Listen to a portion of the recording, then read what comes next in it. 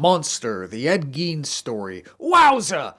This is a review of all 8 episodes, so there will be some spoilers here and there. After finishing the show, I read some of the more mainstream reviews. I read some of the comments online, and I was struck by how polarizing this show seems to be. And I think this is a show that's going to sort of break the brains of a lot of normies. I think it's going to break the brains of a lot of mainstream reviewers, and I'll get into some of the reasons why I think that is in a minute. But I thought this show was excellent. Is it perfect? No, but I think it is a genuine work of art. Whenever Ryan Murphy comes up, especially in the context of these true crime shows, it seems to engender a lot of pearl clutching. I remember hearing a lot of pearl clutching around the time of the Dahmer show. The sentiment seems to be that it's exploitative, that it doesn't focus enough on the victims, etc., etc. And one of the themes of this show is that art isn't supposed to comfort you necessarily. Art isn't necessarily supposed to be nice or comforting.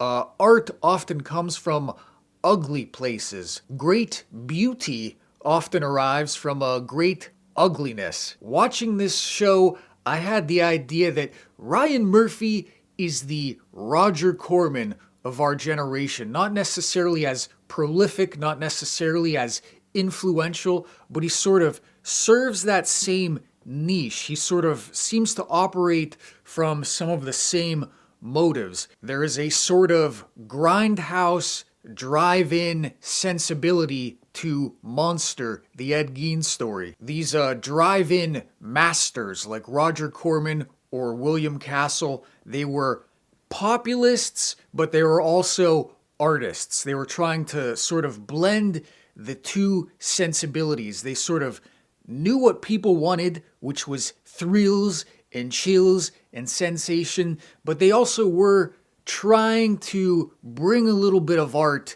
to the table. When they first revealed the posters for this show, when they first showed images of Charlie Hunnam as Ed Gein, a lot of the jokes were sort of, this is sexy Ed Gein, this is weird Ryan Murphy, sexy Ed Gein. And it is. It like the tone is slightly campy. It is certainly heightened. I think the creatives know that you have to often balance the sort of dark horrors of the world with a bit of levity. That's also very much in keeping with a lot of these grindhouse sort of Roger Corman horror movies. If you've ever seen Theater of Blood with Vincent Price, it feels like there's a bit of that there. Hello, I'm Butch. There is certain liberties taken. If you are expecting strictly the true story of Ed Gein, I don't think you're going to get that. There was a lot of melding of real events and things that might be in Ed Gein's head. There is a lot of speculation because the thing about Ed Gein is he had like 2 confirmed victims, and then there's a lot of speculation of, did he murder these other people? And the show kind of colors that speculation with sort of these flights of fancy, these imaginations in Ed Gein's head. There are events that might be either real or speculative that then blur in with other pieces of media like Psycho or Texas Chainsaw Massacre. You sort of see the way that this sort of gruesome psychology has sort of pollinated throughout the culture. There's a scene that recreates the shower scene from Psycho, and where in Psycho it's sort of all suggestion, in this version it sort of just shows everything in all the gory detail. It shows the knife going in. It's gory. It's not leaving things to the imagination the way that the original did. And I was reading this review from RogerEbert.com, and it says, well, it didn't seem to understand why the scene was depicted that way. But it's like that's what people imagined they saw in 1960s, where, despite the scene being completely suggestive, that's what people saw in their imaginations. And it's kind of like, well, how do you not know that? Like, you can not like the show, but how do you not know the intent behind this scene as a mainstream reviewer for RogerEbert.com. It's also kind of one of the main themes of the show, is sort of filling in the blanks of who Ed Gein was and what he might have done exactly. The viewer, the audience, the voyeur, they're going to fill in the details. Where there is not enough information, they're going to fill in the blanks with their darkest, most depraved imaginings. That's some of the commentary that the show is making. But my point being about sort of Ryan Murphy's more heightened, slightly campy style is it sort of blends the form of the art with the function, if that makes sense. Like the aesthetic sort of lines up with the theme. So this more sort of garish, over-the-top aesthetic, that's sort of the story of the show, is how real life events are turned sort of gruesome and sensational and over the top. The overarching legacy of the genre is that it does sort of push people's buttons from time to time. It gets people angry. It gets people clutching their pearls and writing letters. And in that sense, this show has sort of revived that grand tradition of the grindhouse and the drive-in. This is a very grisly, very macabre, very confrontational show at times. Another element that has maybe stun-locked some audiences or mainstream reviewers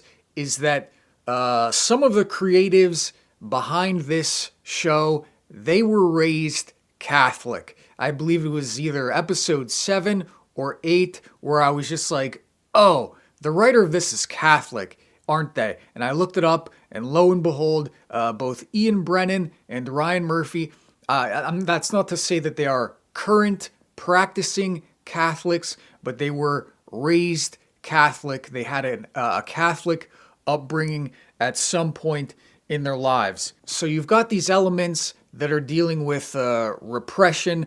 Part of the Ryan Murphy brand is that he's a homosexual. So you've got some elements that are all about repression and that lean more towards what we might consider the modern progressive zeitgeist. But then you've got these moments, especially towards the end, of forgiveness. People always talk about how these shows put you more in the shoes of the killer than it does the victim. They will say that it's maybe too soft on the perpetrator, or that it glamorizes them. I didn't really get that from it. What I got from the end of this show was a very distinctly Catholic sense of forgiveness. It's a little bit tilted. It's not black and white. It's not like it's a lecture or that somebody's preaching to you from the pulpit, but there is a sense of, the show is called Monster, but there's the sense that you have to find the humanity within the monster. To forgive doesn't mean to excuse. It doesn't mean to glorify.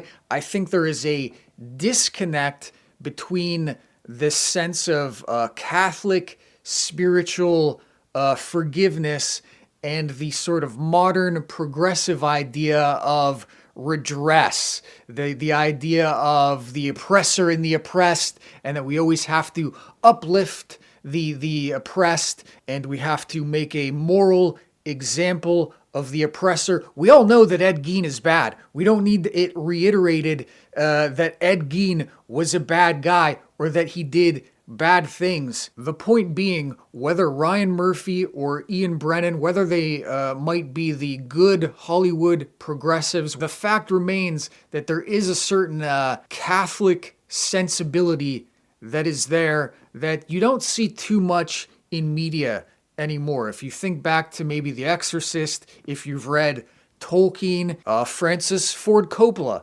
until very recently, it wasn't too unusual to see artists and writers express a Catholic viewpoint, or for their art to have certain Catholic thumbprints in the clay. Martin Scorsese would be another good example. But I think it's a sensibility that is sort of lost on a lot of the normies that might be flocking to a Ryan Murphy show because it's got gay guys and it's sort of campy and over the top and Glee. There is a lot of the show that's working as a sort of meta commentary on the way that media has evolved, on the way that audiences have evolved, how they've sort of gotten a thirst for more blood and guts. You know, it starts off, there's a nice moment in episode 3 where after making Psycho, Alfred Hitchcock goes to a William Castle picture. If you're not too familiar with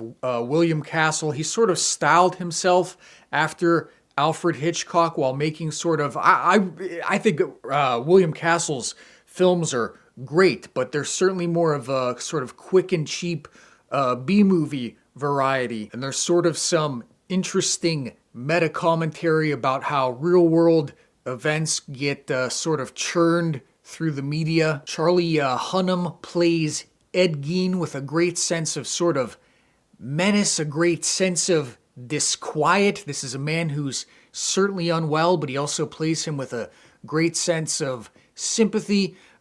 His voice is like a strange mixture of an Irish accent and a little bit of Zoolander almost. He's very sort of soft-spoken. He's got a very sort of timid voice, a little like Michael Jackson. It's almost a mix of like Michael Jackson, an Irish guy, and Zoolander.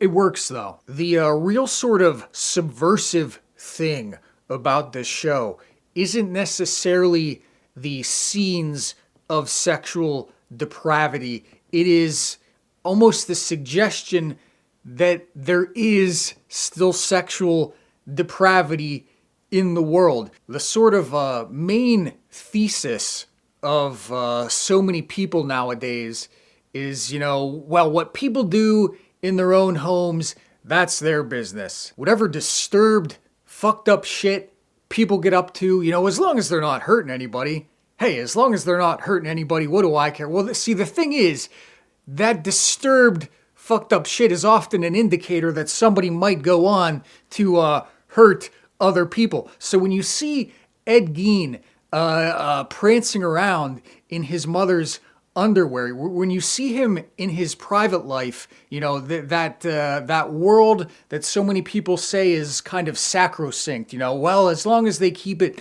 in their private life. When you are confronted with Ed Gein's disturbed private life, and then you see sort of the results of that disturbed private life, that is a very sort of, I don't know, it strikes as very subversive to me. And I think it might be some of the sticking point for so many of these negative mainstream reviews, because one thing the show does do is sort of confront the trans thing head on. Ed Gein is shown to have a few influences, let's say. One of them is his mother and a stern Christian upbringing. The other is some World War II images, let's say. I'm still unclear on YouTube's word filter situation. So let's say some World War II bad guys were another influence. And then one of them was Christine Jorgensen, who was an early sort of trans celebrity. And while the show does attempt to make some distinction between the Ed Geins of the world and the Christine Jorgensens of the world, while it does try to separate the trans experience as some sort of pathology from the trans experience as some sort of journey of self-discovery, while it does try and make that distinction, I'm not sure that the narrative is too concerned with that, really. The thing about trying to make that distinction between somebody who has whatever gender dysphoria as like a pathology and someone who's just expressing their true selves, it's like the no true Scotsman thing, where the only distinction that you're really making here is sort of a moral one. So if somebody is gender confused and then commits a horrible crime the way that Ed Gein does, well, that's not an actual trans person. That's someone suffering from some sort of pathology. Whereas if you're going through the same thing and you're more able to function in society, well, then you're the actual true trans person. I don't know. Again, these are all conversations that Gein is sort of having with doctors in the context of this narrative. It's not necessarily a prescriptive sort of thing. The point being, I don't think this show is going to resonate with the trans community necessarily, because while it does sort of make some efforts. Do you remember in The Silence of the Lambs where I believe Jodie Foster says, well, he's not a real transsexual. Transsexuals are usually very timid, you know, in reference to Buffalo Bill. The show does sort of do some of that. Silence of the Lambs is also one of the sort of reference points.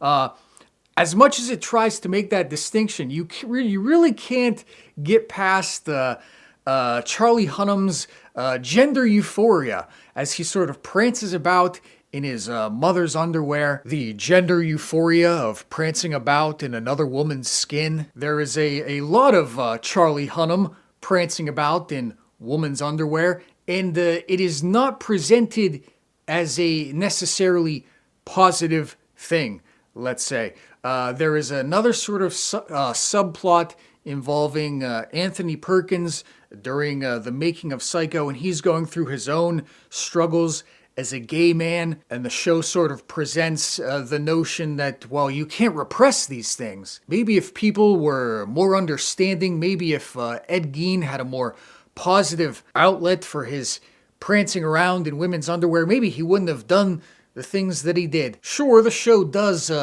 make nods to that idea, but there is so much else that suggests, you know, maybe Ed Gein should have been repressed more. In fact, some issues seem to arise from people kind of being too eager to affirm or enable Ed Gein's peculiarities. The idea that there might be outside influences that could lead an impressionable person down the garden path, so to speak, that has been sort of verboten in the conversation surrounding the trans phenomenon. This brings it back to the idea of, you know, art isn't necessarily made to comfort or affirm the audience. Art doesn't always come from wholesome, nice places. It does not always have something nice or wholesome to say. I think it's about episode 3 or 4, once they dip into the Texas Chainsaw Massacre, that thematic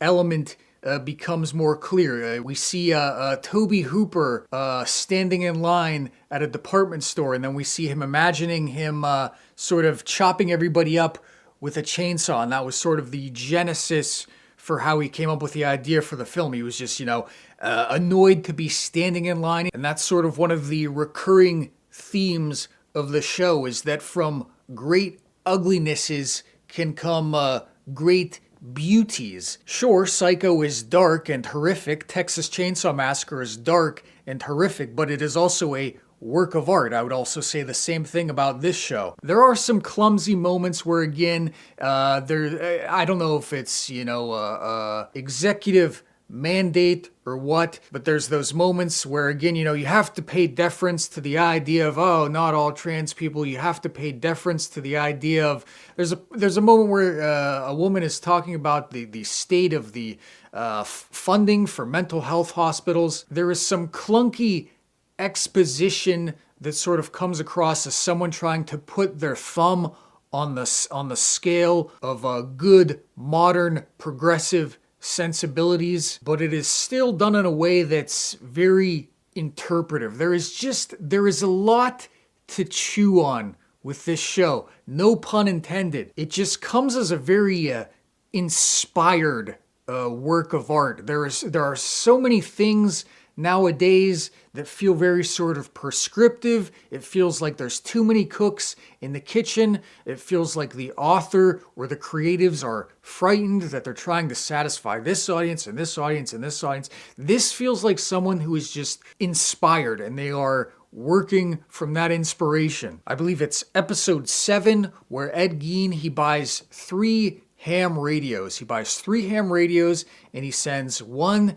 to Ilsa Koch, who was a World War II bad guy, and then he sends one to Christine Jorgensen, who is the transgender entertainer. Well, we later find out that was all in his head and he never actually had those conversations, but that's neither here nor there. It's this very interesting sequence or group of sequences where he's talking to these people via ham radio, and it's just, I don't know, it's an interesting window into his psychology. It's these two very sort of polar opposite figures. There's a part in episode 7 that didn't really come across right to me. It was either delivered in a way that made it sort of tonally not sit right, or the narrative intent was, I don't know, it's kind of weird. But it's the scene where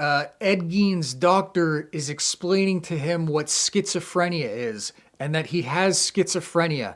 And the music is sort of, it's doing this thing where it feels like it's supposed to be very sort of ennobling. It's supposed to feel like it's a sort of revelation from the heavens. And then so when Ed Gein goes and he gets a handful of pills and then he hugs the nurse, and it almost feels like his first real earnest connection with another woman.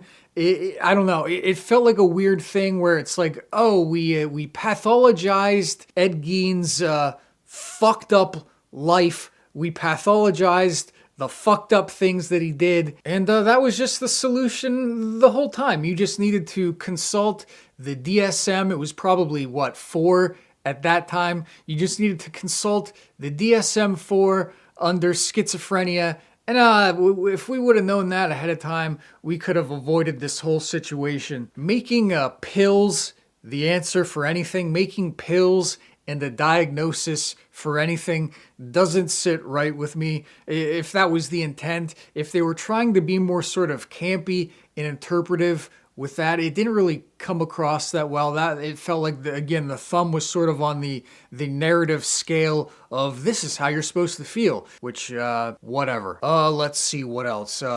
This is Ryan Murphy, so there is some stray gay vibes. That there's just scenes with like two guys, and you're just like, they're radiating gay vibes, and you're just like not sure if that's intentional or not. There is the son of one of the victims, and he's sort of with the sheriff of the town, and they're both just sort of radiating gay vibes that I'm not sure was intentional or not. The makeup on Alfred Hitchcock is a little spotty. I'm just trying to think of like little nitpicks here and there. I don't know. Overall, I thought it was pretty great. Just a great show, a great piece of horror media, a great spooky October viewing. Anyway, Monster, the Ed Gein Story. Check it out. Okay, that's all I have to say about that. Let me know what you think. Subscribe if so inclined. I write books if you like books. Okay, goodbye. Oh boy, the kids are gonna flip when they see this. Incredible expanding alligator. Just soak it in water, it says. Okay.